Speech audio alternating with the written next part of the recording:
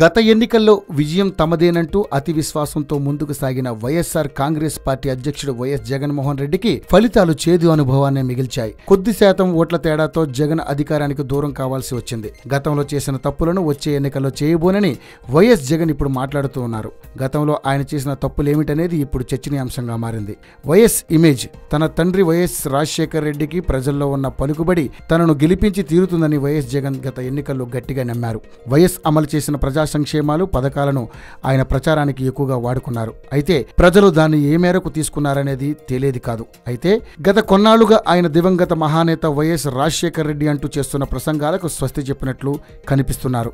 ఏకపక్షంగా నిర్ణయాలు, సీతయ్య ఎవరి మాట వినరు అనే పద్ధతిలో జగన్ వ్యవహరిస్తారనే అభిప్రాయం బలంగా ఉంది. ఆయన సన్నిహితులు కూడా అదే మాట చెబుతారు. దీంతో చెప్పడం వృధా అనుకోవడం వల్ల కూడా కొంతమంది సలహాలు ఇవ్వడానికి వెనకాడినట్లు చెబుతారు. దీంతో తన వ్యూహంలోని తప్పిదాలను సరిదిద్దుకోవడానికి ఆయనకు అవకాశం చిక్కలేదని అంటున్నారు. దానికి జగన్ ప్రస్తుతం స్వస్తి చెప్పారు. తెలంగాణకు వ్యతిరేకంగా రాష్ట్ర విభజన ఖాయం కాగానే జగన్ అకస్మాత్తుగా యూటర్న్ తీసుకున్నారు. రాష్ట్ర విభజన అనేది తమ పరిధిలో లేదని చెప్పుకుంటూ వచ్చిన ఆయన అకస్మాత్తుగా ఈ నిర్ణయం తీసుకోవడం ఆయనకు కలిసి వచ్చిందో లేదో చెప్పడం కష్టమే గాని దాన్నే ఎక్కువగా వాడుకునే ప్రయత్నం చేశారు. రాష్ట్ర విభజన వల్ల తలెత్తే సమస్యలను పరిష్కరించగలననే నమ్మకాన్ని జగన్ ప్రజలకు కల్పించలేకపోయారు. ఇప్పుడు ఆ అంశం ముగిసింది. పైగా రెండు కళ్ల విధానం అంటూ తెలంగాణలోనూ నేనే అనే ధోరణి లేకుండా పూర్తిగా ఆంధ్రాకే తన రాజకీయాన్ని పరిమితం చేయడం కలిసొచ్చే అంశం.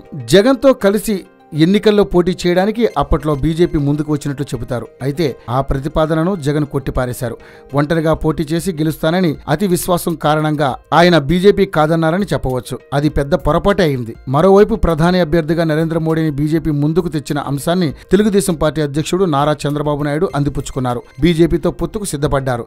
ఎన్నికల్లో విజయం సాధిస్తే ప్రధాని నరేంద్ర మోడీ, ముఖ్యమంత్రి అయ్యే చంద్రబాబు ప్రజలకు విభజన సమస్యలను ఎలా పరిష్కరిస్తామనే విషయాన్ని ప్రచార సభల్లో వివరిస్తూ వెళ్లారు. దానివల్ల ప్రజలకు టీడీపీ, బీజేపీ కూటమిపై పూర్తి విశ్వాసం కలిగింది. ఆ కూటమి వ్యూహానికి ప్రతి వ్యూహాన్ని రూపొందించి అమలు చేయడంలో జగన్ విఫలమయ్యారని చెప్పాలి. ఆ కూటమిని ఎదుర్కొనడానికి జగన్ ఏ విధమైన ప్రయత్నమూ చేయలేదు. నిజానికి గత ఎన్నికల్లో జగన్ను అధికారానికి దూరం చేసింది పూర్తిగా పవన్ కళ్యాణ్ అని చెప్పవచ్చు. కాంగ్రెస్ కు మరీ ముఖ్యంగా వైఎస్ రాజశేఖర రెడ్డికి అనుకూలంగా ఉండే ఓ సామాజిక వర్గం గత ఎన్నికల్లో జగన్ కు దూరమైంది. ఈ విషయాన్ని ఆయన పసిగట్టినట్లు లేరు. కోస్తాంధ్రలో ఇది తీవ్రంగా జగన్ దెబ్బతీసింది. వచ్చే ఎన్నికల్లో పవన్ కళ్యాణ్ తన పార్టీని ఎన్నికల బరిలోకి దింపుతున్నారు.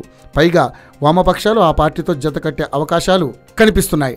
దాన్ని జగన్ ఎలా ఎదుర్కొంటారనేది ప్రస్తుతానికి స్పష్టత లేదు. వైఎస్ రాజశేఖర రెడ్డి మరణంతో ప్రజల్లో సానుభూతి పవనాలు వీస్తున్నాయని, అది గట్టెక్కిస్తుందని కూడా జగన్ గత ఎన్నికల్లో గట్టిగా నమ్మినట్లు చెప్పవచ్చు. ఆ సానుభూతిని ఓట్లుగా మార్చుకునేందుకు ఆయన తన తల్లి విజయమ్మను, సోదరి శర్మిలను రంగంలోకి దింపారు. అయితే అది పెద్దగా పనిచేసినట్టు లేదు. పైగా విజయమ్మ విశాఖపట్నం పార్లమెంటు సీటుకు పోటీ చేసి ఓటమి పాలయ్యారు. పెద్దలు చెప్పినా వినకుండా ఆమెను అక్కడి నుంచి పోటీకి జగన్ దింపినట్లు చెబుతారు. ప్రాంతాల వారీగా, నియోజకవర్గాల వారీగా సామాజిక సమీకరణాలు అంచనా వేసి విశ్లేషించి తగిన అభ్యర్థిని ఖరారు చేయడంలో కూడా గత ఎన్నికల్లో జగన్ విఫలమయ్యారని చెప్పవచ్చు. తాను ఎవరిని పోటీకి దించినా గెలిచి వస్తారనే అతి విశ్వాసం వల్ల ఆయన అభ్యర్థుల ఎంపికలో జాగ్రత్తలు తీసుకోలేదని అంటారు. దానికి తోడు ఏళ్ల తరబడి అనుభవం ఉన్న రాజకీయ నాయకులను టీడీపీ పోటీకి దించింది. వారి బలాలను కూడా జగన్ లెక్కలోకి తీసుకురాలేదని అంటారు. తనను నమ్మి వచ్చిన సీనియర్ రాజకీయ నేతలను వైఎస్ జగన్ క్రమంగా దూరం చేసుకున్నారు. సబ్బం హరి, మైసూరారెడ్డి వంటి సీనియర్లను ఆయన దూరం చేసుకున్నారు. జగన్ తమ సలహాలు వినకపోవడం వల్లనే ఈ పరిస్థితి వచ్చిందని జ్యోతుల నెహ్రూ వంటి సీనియర్లు పార్టీ మారిన సమయంలో చేసిన వ్యాఖ్యలను ఇక్కడ గుర్తించాల్సిన అవసరం ఉంది.